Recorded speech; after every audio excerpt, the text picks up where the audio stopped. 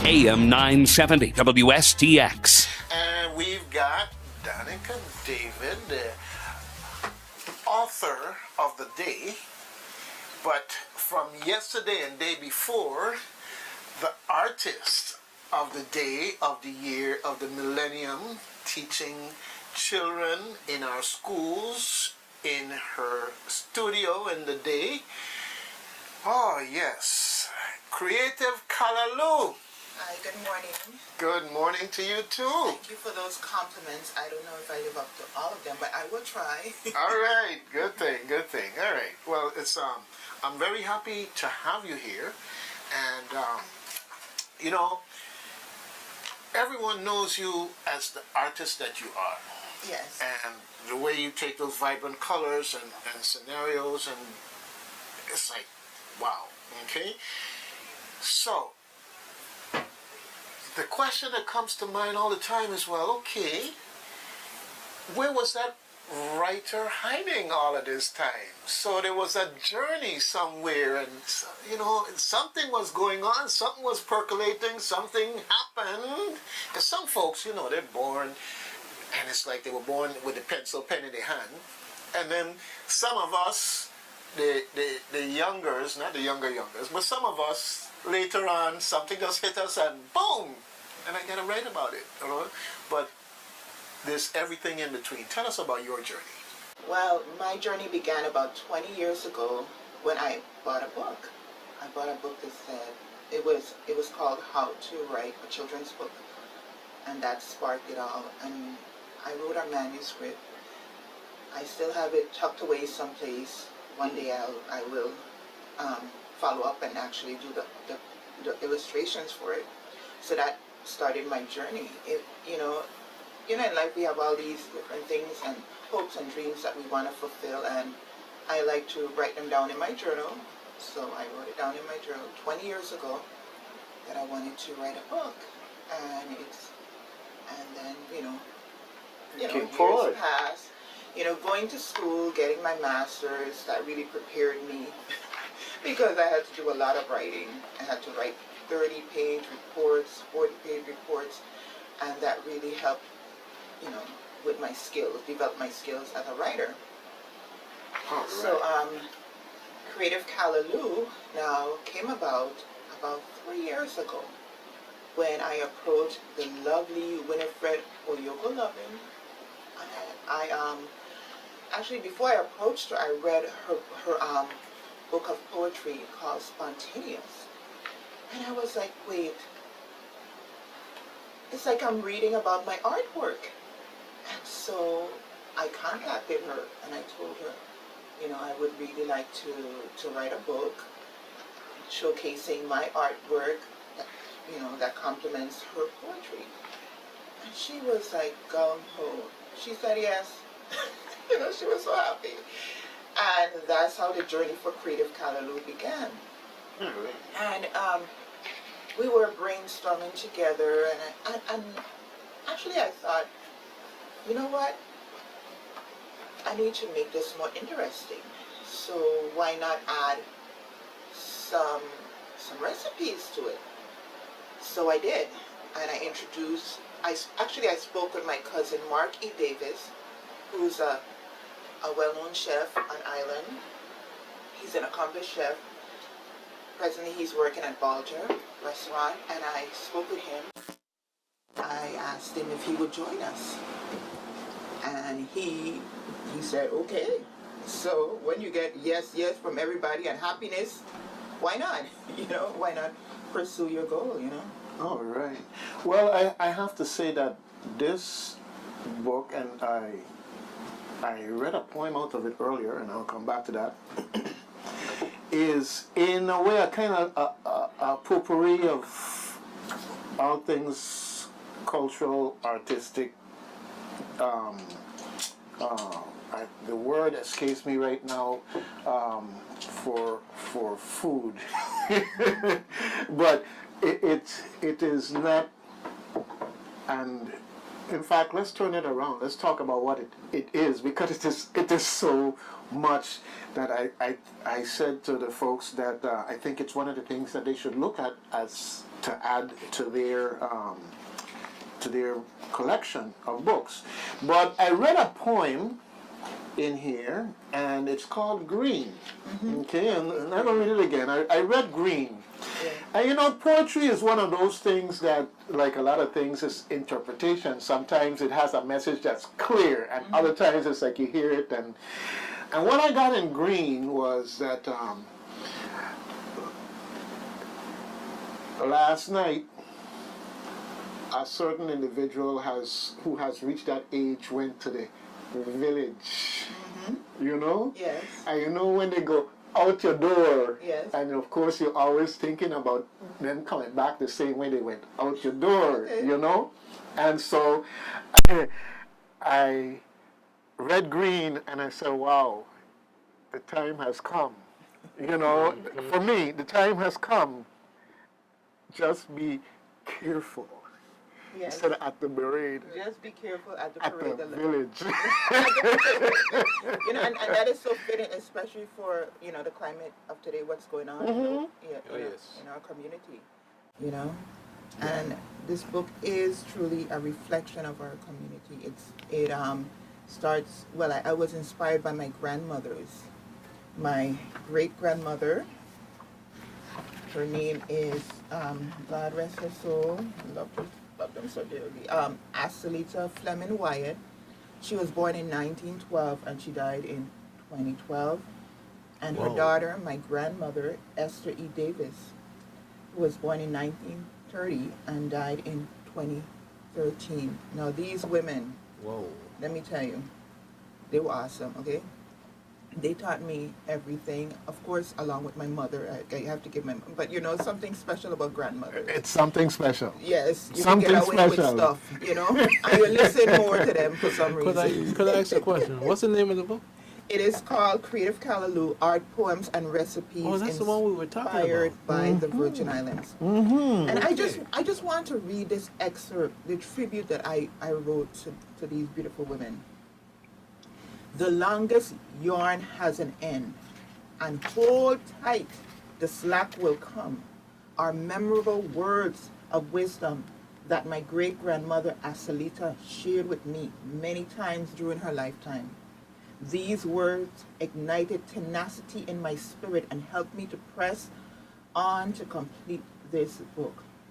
My maternal great-grandmother, Asalita Fleming Wyatt, who I told you was born in 1912, and her daughter and my grandmother, Esther E. David, exemplified virtues such as tenacity, commitment, creativity, benevolence, balance, generosity, respect, and love during their lifetimes.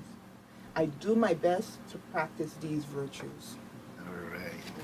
Hold tight, the slack will come. Yes, hold tight, you know, and when I was writing this book, I will tell you, you know, life, a lot of things happen when you have a goal that you want to achieve, all these little side things that you have to do, things that, you know, interruptions.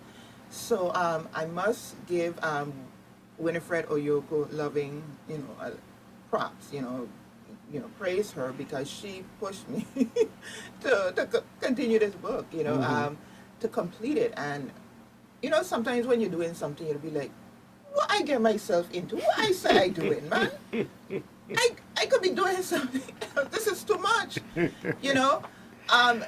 When you look inside Creative Callaloo, you would see that it is, the colors are vibrant. You know, every page is filled with color. You know, I must admit, it was very challenging trying to get the colors to complement each other, you know, from page to page. I'm going to tease you. I'm going to tease you a little bit. You talk about colors. You know, I'm blind, Okay. so I can't see your book. Yeah. So, did you ever think about putting it either Audible or in Amazon, You know, that is a definite good idea. And or I even will, for the talking? We have a local library here called the Talking Book Library for the blind and the physically handicapped. The books go on like cartridges, and so I think you have to contact the NLS Talking Book service for them to record it in audio form, and then it'll be available to us here and, you know, blind people like myself in the States. So I think yes. being that that's a local book and you're a local author, it'll be nice to have it in there so that people all around the world can get access to it. That is really an appears. excellent idea, and I will contact my publisher and really speak it over with him. And then, You know, as I go through this book, Danica, something I would throw out to you as kind of like the second step to what he's talking about. All of these pictures, these drawings in here, sometimes someone would describe something to you so well, it's like you're there, or you see it so vividly, and always get a little digital recorder and go to various people that you know, especially those people who just have a way that they say, show them the picture and just say, tell me what it is you see Yes, in that total is- detail. yeah. I'm gonna put you on the spot now, dog. Tell me what you see. yes, Well, okay. Yes, pick I one. can tell you what I see. There are a couple of them that came to me, and they have me flipping here to find the one that stands out. I know I ain't gonna go to the one with food, because I even had my oatmeal this morning, so I'm not gonna cause myself Yeah, to suffer like that. Okay. I just had a cup of coffee. Okay, I have several that I want to talk about, but let me start with this one, the vivid, bright moon, brighter than the brightest of yellow raincoats. Okay, what page? This is on page 46. Okay, 46. The vivid, bright yellow moon, brighter than the brightest yellow raincoat. Okay, on the background of a sky that's a deep blue sea, which is embraced by two mountains forming a very interesting V. And through that mountain flows a river, and sitting on that river, the most beautiful goddess, there with her thighs wrapped by her arms as her legs float on the surface, and there with her head placed down as she ponders all of God's blessings. And what I take from that is a scene at dusk Oh, wow, Okay. interesting. with a lady, like you said, it's like almost just before sunset, and the moon is coming up. That's how I see it. Okay. All right. So much for that. And let me add more to it. Actually, it's part of a two-part painting. It's this painting that Doug just spoke about. It's called "Weeping May Endure," and it's about the scripture verse, Psalm 30. 30. Oh Lord, I forgot. Anyway, it's in Psalm 30. It says, "Weeping may endure for a night, but joy cometh in the morning." Yes. So, yes. All right. So, we have our moments of sadness and the balance of Yes. joy. Well, I'm saying that on Facebook, one of the things that I try to do whenever I post something on Facebook, I write a description at the beginning, and we take it for granted. We see a picture, Yes. we see a video, or see whatever, but in the case of a picture, Jared won't see the picture. He will know about the event that has this pretty poster with all this information on it, unless it's written out for him to hear it through his phone, reading it back to him.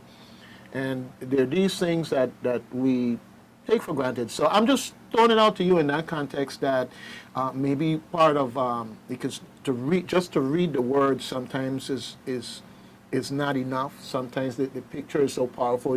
So one of the ways you could put other people to work, you just walk with your digital recorder and tell them, describe to me what you see. And after a while, you'll get a whole library of all of these different things.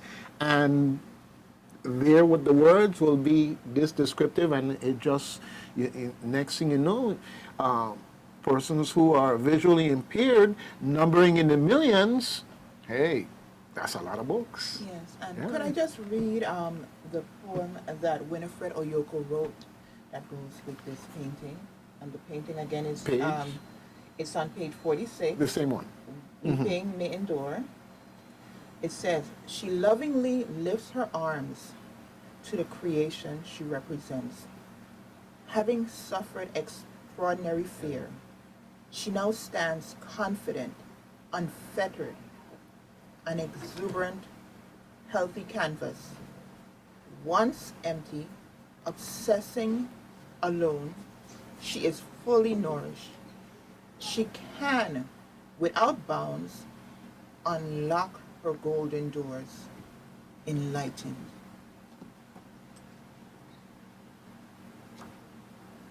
All right. I have this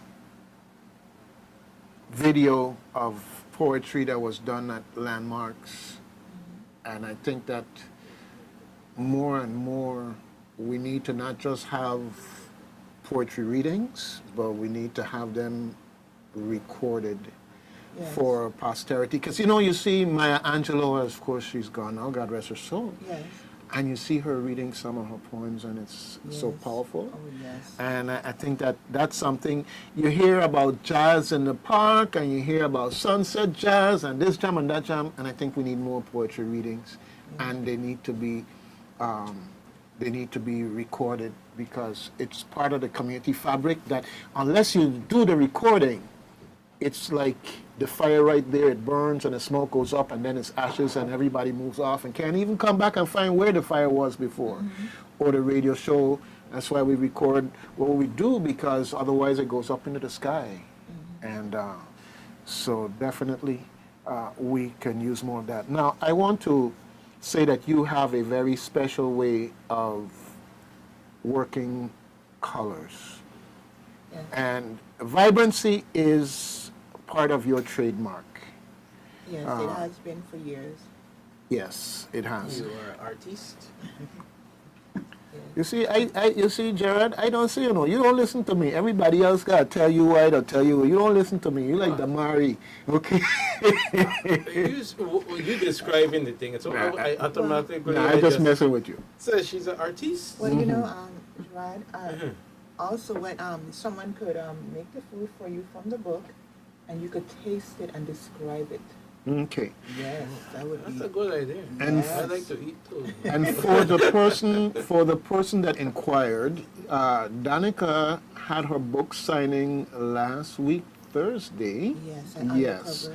Undercover At Books. Undercover Books, Yes. and her book is available at Undercover Books. And if the ones there are not autographed, we can arrange that you will get. Yes, I do plan to go there. Yes, Again. yes. Thanks, So, Undercover Books is where you can find a copy. Is it available online also at this time, or? Yes, I actually built a website. It's called CreativeCallaloo.com. If you want a personalized autographed copy from me, you could buy it there. You could also purchase the book on Amazon.com. All right. Yes. It was just in hard copy though. On They're Amazon.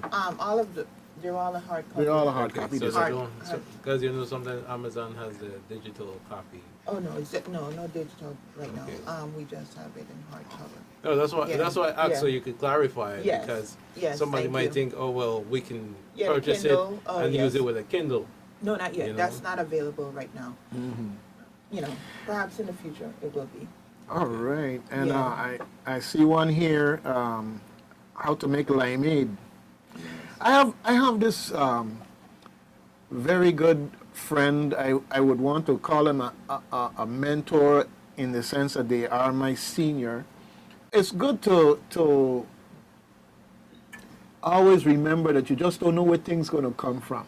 And she comes by my house from time to time and drop off this and drop off that, sweets and goodies and so forth and so on. And I make sure I return the bottles and I return the plates and everything else so they could have it for the next time. And so they were asking me the other day if you don't drink limeade. I said, why don't drink? Limeade, of course. And so there it is in my fridge, what's left of it, as I sip on it, savor it. So folks, Creative Callaloo, as I said before, is one of those things I think that you should add to your collection. Yes, Not, definitely. not just because I say so, not just Yeah, no, because it's I a know her. I'm just saying to you that it will be a pleasurable journey every time you pick it up. You don't even have to read a word. If you turn page by page, I tell you, it will be the same thing almost as meditation. That's the effect it has on me, the way she works her colors. All right? And you know, some paintings are full of all kind of designs and squiggles and whatever, and you take a different approach. And to me, it has a good effect on the eye, the brain, and your disposition. All right? So I'm so glad that you were able to come in and let's talk about it. I would like to say something about, I just want to clarify something. The recipes are inspired recipes, okay? They're not authentic. We created these recipes. We're inspired by different recipes Okay. that are local, you know, national dishes like the callaloo. We have a vegan callaloo, okay? For instance,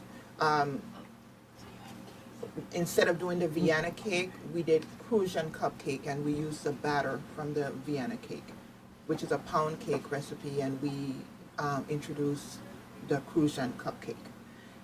Okay, And, so for the book, is it recipes or poems? actually, it is art, Uh-huh. poems, and recipes inspired by the Virgin Islands. Okay. I did a few of the recipes, and Mark E. Davis, he did the majority of the recipes. Winifred Oyoko Lovin, she did the majority of the poems except for one poem. Uh-huh. My sister Jaway David, she wrote a poem which I included. It's called Aya, and it is art and poem for the United States Virgin Islands Transfer Centennial, because during that in 2017 we collaborated, and I did a triptych called Backbone, and she wrote a poem called Aya for that painting, you know, and we were in an exhibit. Her poem and my artwork were on exhibit at the Baja Soul Gallery in St. John in April of 2017. Okay. Yeah, I asked a question because I wanted to get a perspective in my mind and for the listening audience, Yeah. like what kind of book it is. Yeah, and could I just share some more things? There's so much involved in this book. You have a brief Virgin Islands history. If you do not know anything about the Virgin Islands, you will know after reading this book. Little tidbits about the food culture.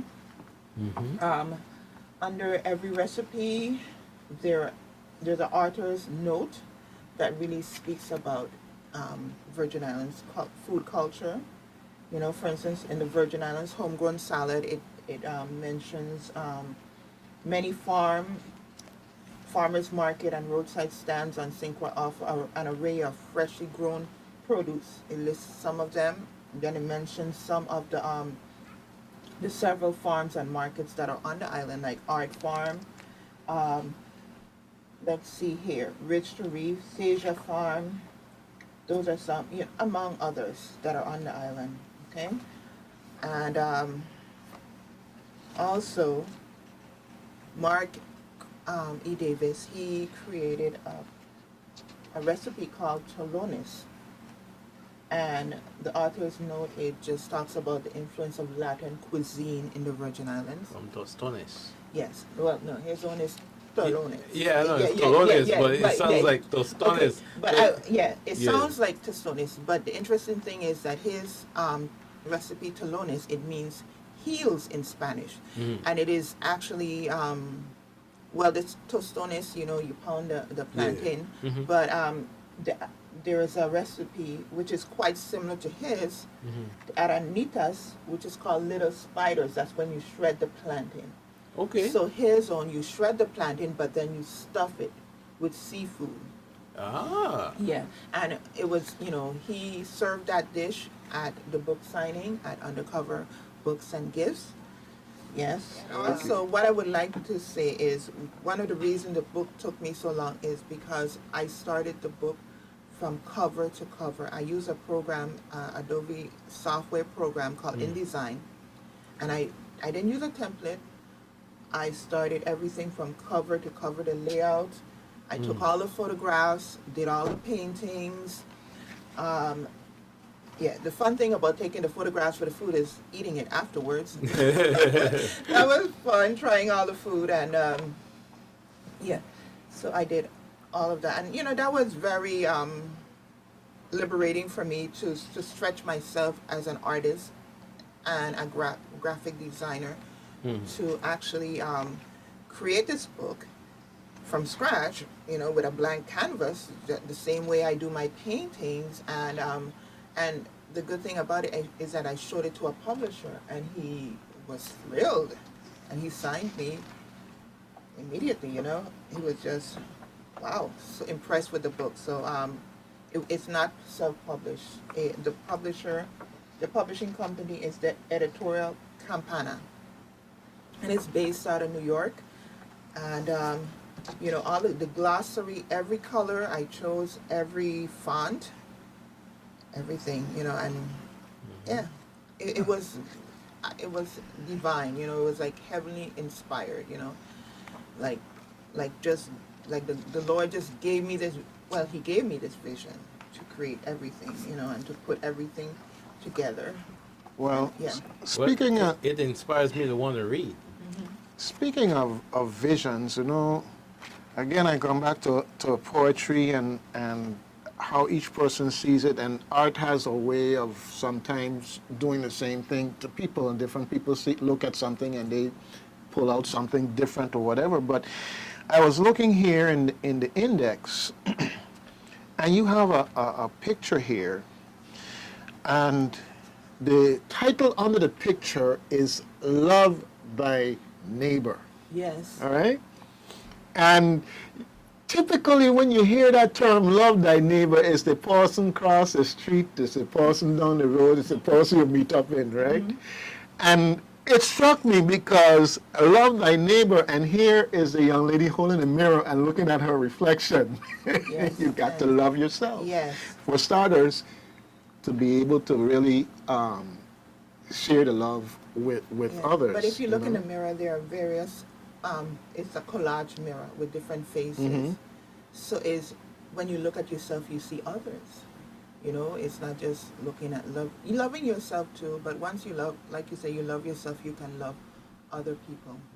Yeah. But I also want to mention that the book is a retrospective of my 25-year career as an artist. Yes, so it showcases my work for the past 25 years. Yes.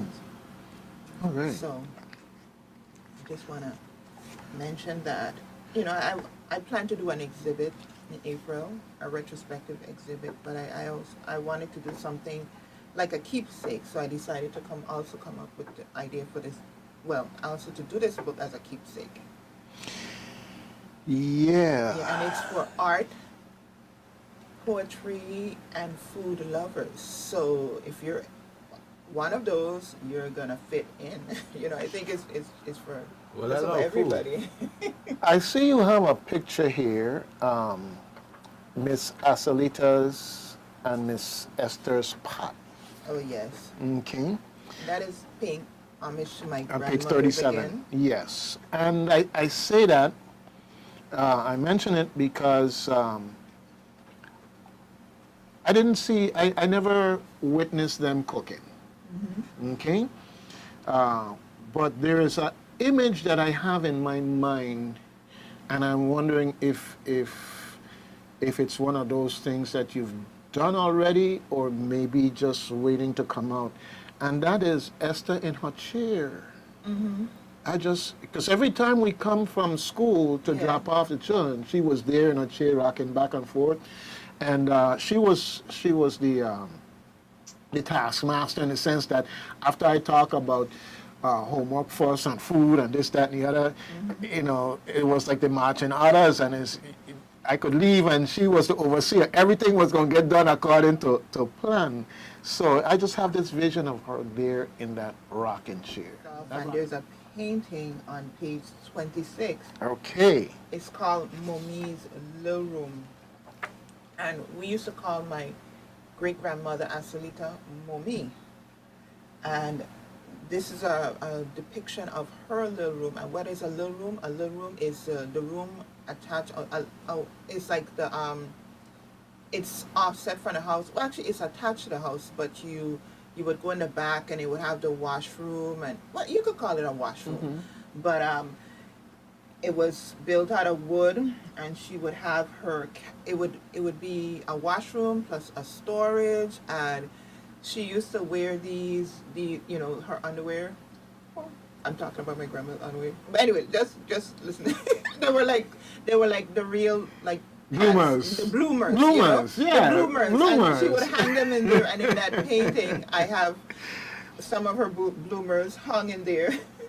An oil drum which she would store water, and there was also a brass bed frame that would be in there, and you would have fab, because she would use fab, blue, the aluminum tin cup that they would use to drink from, kerosene lamp in there, just bleach, and then the wash pan.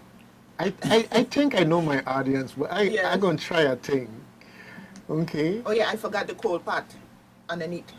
I think, because you use a word there I haven't heard in a long, long time, and we take it for granted, maybe everybody know.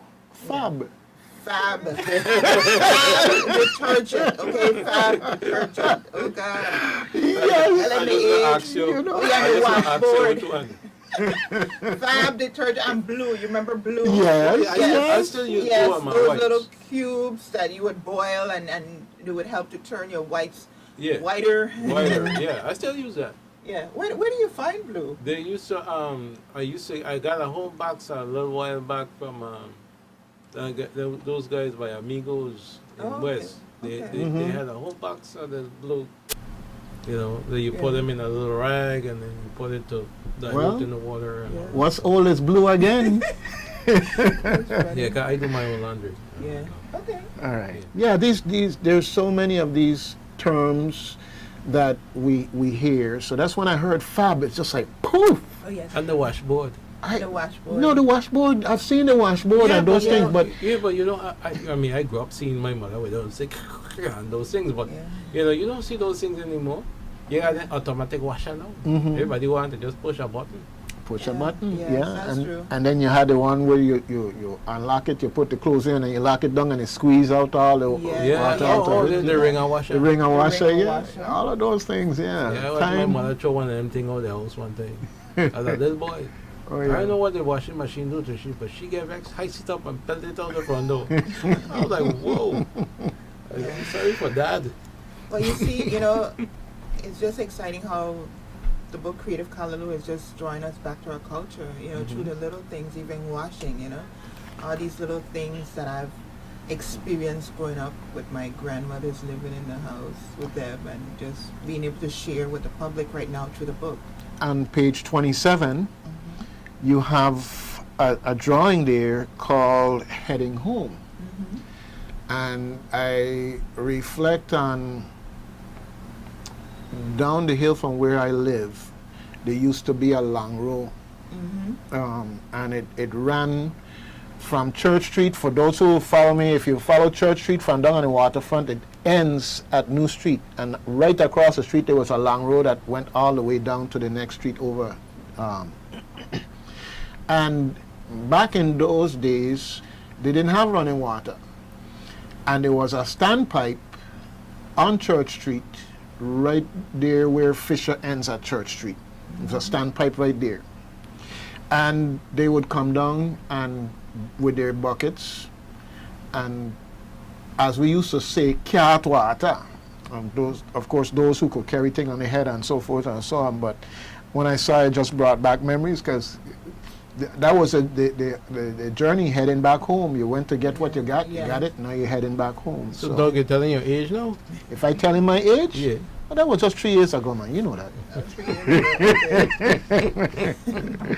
Oh yeah. So, I say, folks, there is something here. I think that will be relaxing, inspiring, and an interesting journey for anyone. You have your elegant market lady. I telling you, Gerard, if you could see this lady, okay, those eyes, They pretty like mine? prettier, I know you're going to say that or no?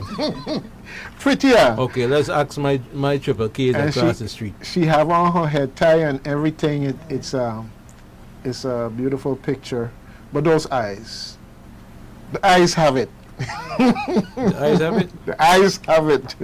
Yes, yes, yes. So it's so much to see and so much to take in.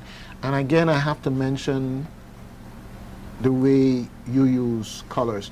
And I'm happy to see that the translation into the book, the printing and everything preserved the colors. Because you know, sometimes you do Yes. something and it looks one way on the computer, and then you Yes. get the finished product, That and is so true. it's not how you want it to look. But no, everything came out. I am so happy that I got you in here to talk about this. I Thank see, you so much for having me. and I see we have here Beloved on page 51. Yes, Okay. beloved. And Beloved is a picture. It could be a prom, a lady dressed for prom on her date. It Yeah. could be a wedding. It could be kind of less so because of the flowers, confirmation. I don't think they would have flowers for confirmation, but I will go with the prom. And you know, you step out your door, mommy, daddy, stop, let me take a picture. Pop! It's right there. You know, it's interesting you see prom, but I purposely painted it as a wedding picture, and because of the bouquet, but the reason I can understand why you see prom, because the colors are so vibrant. For instance, the gentleman's jacket it looks like blue suede, and then the young lady, she's wearing a white gown, with the veil and attached to the back, and then the blue flowers and purple flowers, and in the background, which they're standing against a house that is, I would say it's a back door of a house, and the walls are purple, and then the door is vibrant, is red, like a ruby red. Yeah. Well, now So, I see. yeah. So this painting represents. Actually, I was inspired by a wedding photograph of my grandparents. Okay. So that's why, and that's why it's called Beloved. Well, now I see the veil. Yeah. Definitely more wedding. Yeah, it's for not, certain. it's, So, not, it's not a problem. It's a hanging. Yeah. Yeah, it's a hanging. A hanging. Yeah, That's what they call it. That's what you yeah, call it? that's what they call it, a hanging. Okay. You get hang. They lock onto you. Can't move now. All right. So, and that is why it's with the wedding day sonnet poem by Winifred Oyoko Loving, and then as you flip the page, Crucian cupcakes. Oh, one of my favorites. Yeah.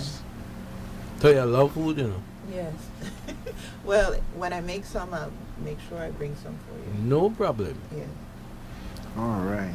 And as culture goes, it would be remiss if we did not have the queens in there on page 54. Yes, the Virgin Islands. Yes, the queens, each one of them in their own place and in their own colors. Yeah. Okay. Well, I might sound a little bit redundant, folks, but it's because I'm smitten and struck by the way the colors are used. Okay, I can't help myself, folks. It's done. And so, you know, Doug already have a problem with running his mouth anyhow. So. Yeah, I should see your face, my son. You light up like a glowworm. All right. And I would be remiss not to mention that my grandparents, they are in this book, a photograph of them on page 79. And it says, this is my favorite picture of my great-grandmother, Asolita, and her 2 children, Esther, my grandmother, and Henry, my great-uncle. I am so blessed to have had them all in my life for over 40 years. Oh Lord, no, you know my age. That was when actually it meant something, you know. Yeah. Marriage meant something back Yeah. then. Yeah. 40 years I've had them in my life. You know, I was so blessed. You know. Yeah. Yeah. No, I just turned 21 the other day, so you know. Okay. Yeah. Yeah, I see here Mr. Francois' music room, Oh yes. page 61. Page 61. And we have 2 young men playing the trombone, Yes. like they're practicing or doing their part in a song. You know, and actually that was one of my former colleagues, Mr. Francois, when I used to work at one of the schools. I'm not going to say which one. No, Eulalie Rivera. Okay. Anyway, Mr. Francois, he was a music teacher, and he was such a dedicated young man. And I just, you know, would just go around and take pictures. And so I took pictures and was inspired by these 2 gentlemen, Alex Sosa and Taj Hector. The name sound And familiar.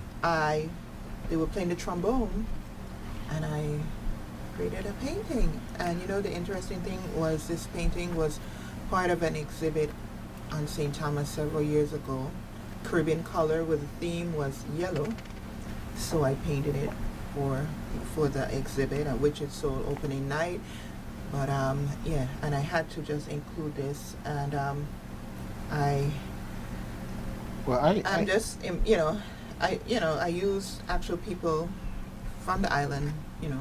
Well, what jumped out at me is that, you know, I was happy to see the trombone. You usually see the trumpeter, the saxophonist, you know, that type of thing. And I like brass. I like the school bands marching and performing and all the different instruments involved. I like that brass sound. One of the things I really like about when I go to the Junior Calypso program and they have the express band and they bring in all the brass people to add to it and everything, it really is something in this world where so much has become digitized. Everything is digital, song digital. I love the natural instrument sound, and so when I saw them, it jumped out at me immediately, because right opposite that on page 60 I have the reggae bass. And what struck me about that in particular is I think of my good friend Fred that plays the bass. He's not on St. Croix anymore, and mostly with jazz, but he could play anything. And it's very seldom you see the string bass as opposed to the electric guitar type bass. Now, the classroom again, on page 69, the student. And I would go a step further and interject Danica's student, because I could just see this young lady in your studio, and she's there diligently doing her thing. Okay, well, I'll tell you the backstory on this one. This is Deidre Graham. I started my summer program, Creative Adventure Summer Art Program, in 2001, and she attended the 3rd year. So she was there painting, and this was when we used to when the program was held at the Florence Henderson Public Library, and she was upstairs in one of the rooms painting, the room that we use to have the art classes. And I took a photograph of her, and it's so interesting because she had on a shirt that said Madonna. And Deidre, she's you know, of course, a lot older right now, but this is just such a beautiful painting of her just shows her dedication to the arts, and you know, I am so proud of Deidre right now. Her name is Nava, I think it's Nav Graham. Okay, okay. Anyway, she is right now she is actually an artist. She's practicing the arts. Yeah, doing paintings and stuff like that. So I am proud of her for doing that. Well, you know, I am always talking about exposing children. You expose children, through the exposure they get to find their way. And sometimes it's you'll hear people, you'll meet people and said, if I had known about this before, and so forth. We have to expose them. And in this case, this exposure was part of what helped her to find her way. And her way also includes the art. Well, this is Christmas time and festival, and again, it's one of those things that we talk in culture and things that we do here on page 71. We have Caribbean blues. Now, most people, when they hear Caribbean blues, they think of a band and music, and I'm talking to you specifically, Jared, because I got you. Okay, but what this picture is a young lady who was involved in a troupe, and she has on her headpiece, and whatever her costume was, it had something that could be kind of like flowers that are blue. Her eyeshadow is blue, a darker blue at the bottom and a lighter blue at the top, and she has what looks like costume jewelry that sometimes, you know how they stick it to their skin. Okay, and it comes down in 3 strands into one, and the one then has a string of flowers that comes around the side of her eye and down onto her face, and then 2 more strands of jewels from that. So this is more of a headshot, not the person with the whole costume showing. Right. So it's a beautiful face, blue lipstick on the bottom, a tint of it at the top, but it's really more red at the top, or it could be the natural lip. And a beautiful face, a beautiful representation, a beautiful work of art. Okay? And I would like, you know, going back to what you said about being an inspiration to students, I have to talk about the teachers who inspired me to do this. My teacher, Gail Widmer, at the St. Croix at the St. Croix Central High School, and the late Anselm G. Richards and Albert Bud Hazard, they cultivated my love for art when I attended the St. Croix Central High School, because I started art when I was in 10th grade. I studied art when I was in the 10th grade. And, you know, they really, whatever they did, they really did. It stuck. Well. It stuck. Because, you know, I took ceramics from Bud Hazard, basic art with Gail Widmer, graphic design with the late Anselm G. Richards, and yeah, they really inspired me. You know? I mean, it's just so amazing that I was able to find my passion that early, you know. Yeah. All right. Well, I want to read what's on the opposite page of this beautiful young lady that I just described to you. It says, stop hiding behind that mask. Get to know who you are. You are beautiful. You are loved. Believe it, claim, walk in it, live it.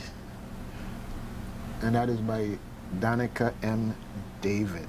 And that's just, I just want to encourage the beautiful young ladies, you know.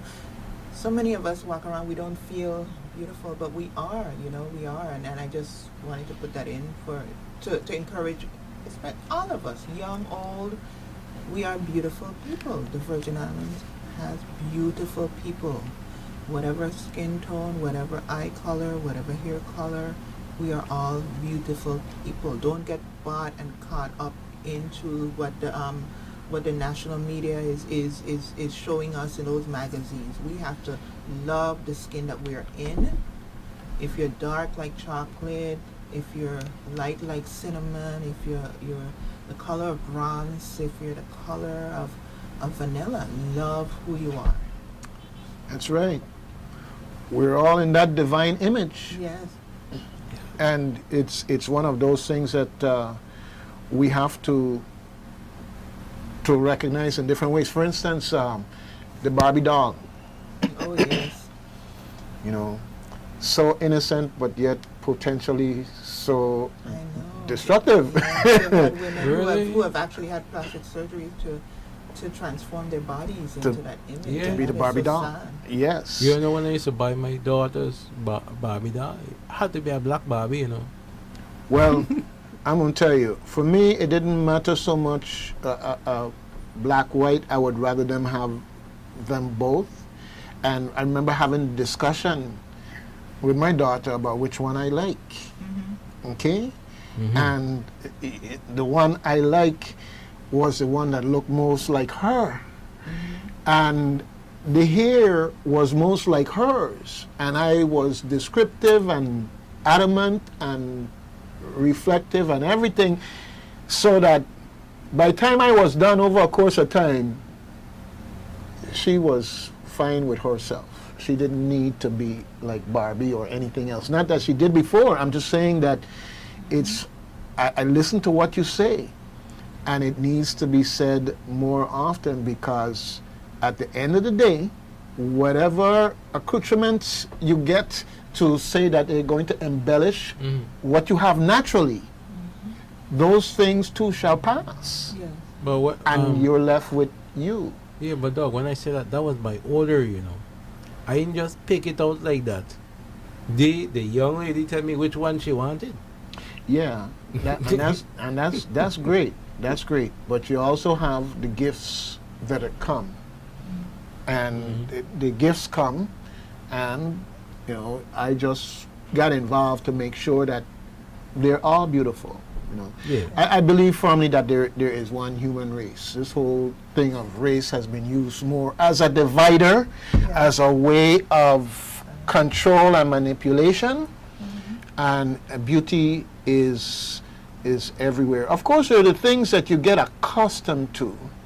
For instance, I spent several years in Germany, and I couldn't wait to come back to the Caribbean, because there's certain things I grew up seeing that I was accustomed to seeing. Now I could have gone to Africa and seen it too, and in that sense, the need would have been met. But there's so much that we have to love about ourselves and understand that there are those who chase after what we have, whether it's the island, whether it's the food, whether it's the dialect, whether it's the things that are distinctively Caribbean figure here, whatever the case may be, African, European. Everywhere you go, there's something. Everybody has something that somebody else's want. You got to always cherish what you have. Somebody else wants it, and if you don't watch out, they'll take it and go with it. Yeah, well, I like to say this, right, Doug? Despite all the diversity, blood only got one color. Exactly. We all have it in our system. So, you know, like they like to say, oh, well, you know, I black, I white, I this, I Haitian, I whatever. We all one family, because it's one blood run through our veins. We could, you know, the only difference is we got different blood types. Yeah.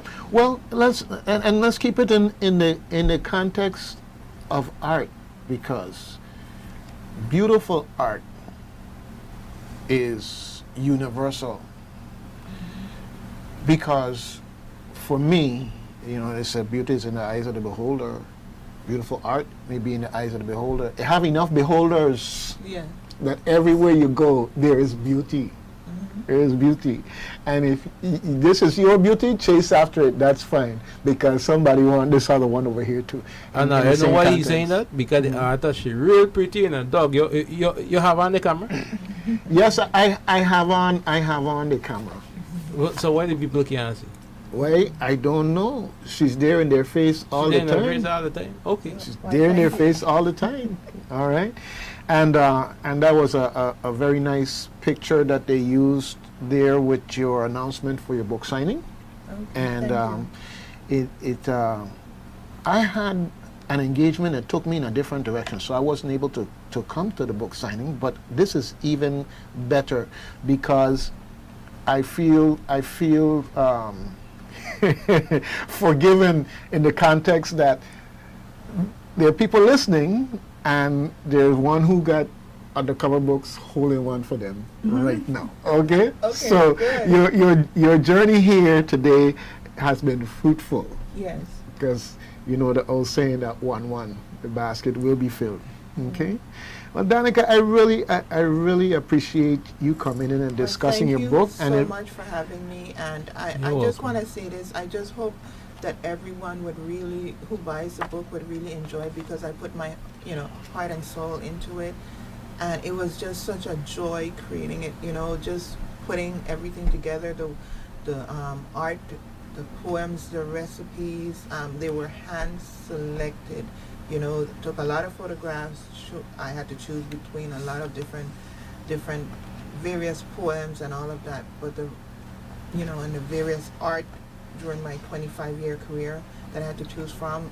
But I just, everything just pulled together so well. And I hope that you could see how much I put into this book, the passion that I put into it, and just enjoy it as much as I enjoy creating it for you. all right.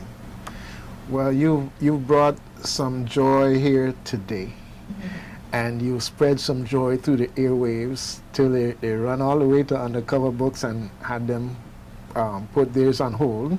Okay, and you brought some joy to Mr. Gerard here. I'm going to speak for. Likewise. All right, and I can't wait to get the book in a form that I can read it. yes, well, and that's something, and to come full circle back to that. Yeah. I understand that the book was a lot of work and so forth and so on. That's why I encourage the digital recorder, because there is a whole audience out there to appreciate everything that's in this book, and there is a way to bring it to them. It just is, it's different. And Mr. Gerard cooks, okay? Okay. I tell. So what is your specialty? What is your specialty? I don't really have a specialty. I cook what I basically what I do is I go to the store and I pick up what I think I may want to cook during the week or whatever. And sometimes I might get up one day and I say, well, I want some salmon. I'll go and buy some salmon, or I like to do like a kind of like a shrimp scampi. I like to do steak. And You better stop different- while you're ahead. You're going to have a long line of women line up. No. Making me hungry. No. You know what happened? I offered somebody some food one time and they said, "But you blind? How you gonna cook?" I said, "Well, you stand there, I gonna eat it." So they don't trust the blind man cooking. So I enjoy my food myself. Okay. All right. Well, maybe one of these days when we have a get together or something, you can show us your skills. I'll and charge your for talent. that. I'll charge for that. All right. No problem. No problem. It'll be a treat for everybody who's there. All right. Folks, WSTX AM 970, Reflections, Doug Canton and Jared Evelyn, Doug and Jerry. And we have the pleasure of having had Danica M. David here with us talking about Crucian Callaloo and a whole bunch of other things. And again, thank you so much for having me. You're welcome. Much appreciated. All right. Okay. You're welcome.